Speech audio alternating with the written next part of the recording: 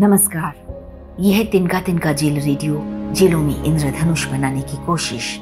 मैं हूं वर्तिका नंदा। सुबह लिखती हूँ, शाम लिखती हूँ, इस चार दीवारी में बैठ बस तेरा ही नाम लिखती हूँ। तिहाड़ जेल परिसर की बाहरी दीवार पर लिखी हुई ये पंक्तियां सीमा रघुवंशी की है। सीमा, रमा, रिया और आरती, ये चार महिलाएं 2013 में तिहाड़ की जेल नंबर 6 में बंदिनी थीं। उस समय मन था इस जेल की महिला बंदिनियों को जोड़कर एक किताब पर काम करूं। जेल महानिदेशक विमला मेहरा जी से इसकी अनुमति ली। किताब का काम शुरू हुआ।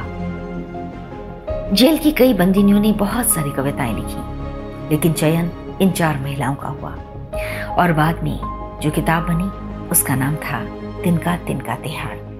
सीमा की लिखी इन पंक्तियों को आज भी लोग जब तिहाड़ जेल के बाहर से गुजरते हैं तो पढ़ते हैं, हैरानी से देखते हैं, लेकिन उनमें से ज्यादातर ये नहीं जानते इन कविताओं को लिखते समय सीमा जेल की चार दीवारी में थी।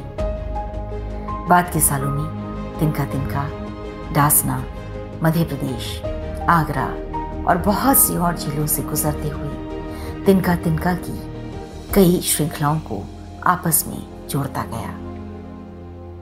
केंद्रीय जेल आगरा एक ऐसी जेल है जो भारत की सबसे पुरानी जेल होने के साथ ही सबसे बड़ी तादाद में कॉन्विक्ट्स को रखने के लिए जानी जाती है।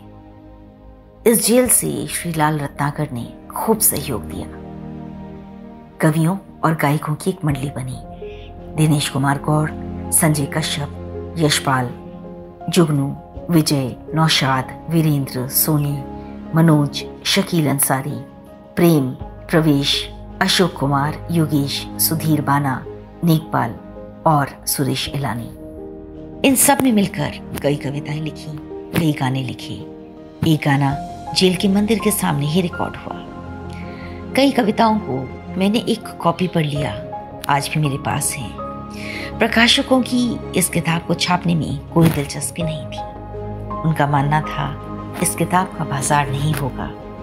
प्रकाशक ये नहीं जानते कि जेल बाजार है ही नहीं और जेल को बाजार तक पहुंचना भी नहीं है। बहरहाल कविताएं आज भी मेरे पास हैं और उससे रिश्ता हुआ दर्द मेरे कंप्यूटर पर दर्ज है। साल 2015 से डासना जेल में काम शुरू हुआ।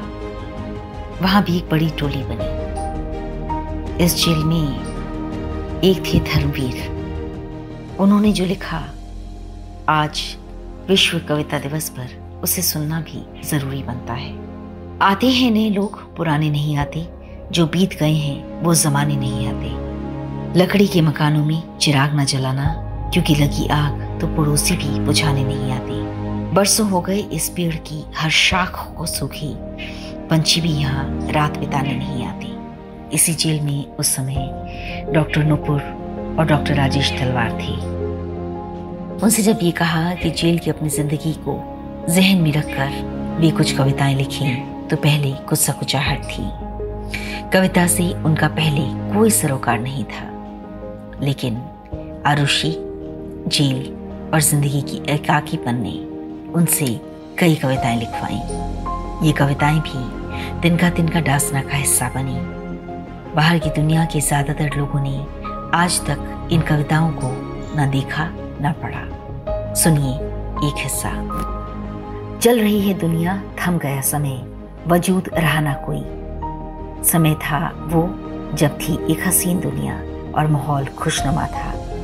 क्या इसका कोई मतलब है, क्या इसकी कोई वजह? बस सारे दर्द के बीच मुझे मिलती है चुप्पी। क्या यह सच है कि चुप्पी की अपनी एक भाषा होती है? वो अपने में पनपती है, अपने अंतर्मन को शांत कर देती है। चुप्पी एक ऐसा कैनवास है जिस पर ईश्वर खुद रंगता है जवाब। क्या ये सच है? क्या ये सच है जब मन हो जाता है शांत, तब सुनाई देती है चुप्पी की आवाज। इसी चुप्पी के सभी जवाब उसी ऊपरी शक्ति के पास ही होंगे शायद। हरियाणा की जेलों में जब जेल के रेडियो को लाने की बात हुई, तो इन जेलों के बंदियों ने भी बहुत कुछ लिखा। किसी ने कविता, किसी ने कहानी, किसी ने कोई गीत और कुछ अपनी आवाज के जरिए जेल की बातों को बाकी बंदियों तक पहुंचाते रहें। देश की कोई ऐसी जेल नहीं है जहां कविता पनपती ना हो। विश्व कविता दिवस पर आज मुझे ऐसे बहुत सारे लोग याद आ रहे हैं जिनके पास अक्सर ना कलम होती है ना कोई कागज। जब मौका मिलता है वो अपनी बातों को किसी एक कोने पर उकेर देते हैं। साल 2015 में एक कविता लिखी गई थी, चाहत। इसे लिखा था राधा मोहन ने, जिसे तिनका तिनका इंडिया अवार्ड में पहला पुरस्कार मिला था। राधा मोहन ने जेल को लेकर जो लिखा उसे सुनिए। कभी खुद से नफरत होती है तो कभी जमाने से होती है। खोंट के गला मेरे अरमानों का ये दुनिया चैन से सोती है। लेकिन आज मैं जहां हूं डूबा, उभर कर मैं उससे भी जाऊंगा। जीतूंगा मैं लहरों से, उन्हें भी हराऊंगा।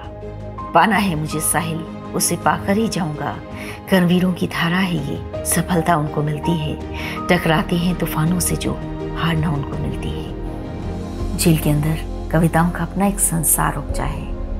तिनका तिनका ने इस संसार को बहुत बार अपनी किताबों में या पॉडकास्ट में उतारने की कोशिश की है। इन कविताओं में कई बार कोई रंग नहीं होता, पानी की तरह ये बहती हैं, महसूस होती हैं। कविताओं के इस दिवस पर जेल की हर उस बंदी को नमन जिसने कविताओं के जरिए इस समय को एक नई परिभाषा दी है। नमन उन जेल अधिकारियों और जेल स्टाफ को भी जिन्होंने तमाम नियम कायदों के बीच भी कई बार इन बंदियों को कलम, कागज और हौसला दिया है। हर जेल के पास अपना एक अनुभव है और इसलिए वहां भी बसती है कविता, एक खालिस कविता, खालिस अनुभव। आवाज की दुनिया से वर्तिका नंदा, ऑडियो संपादन हर्षवर्धन।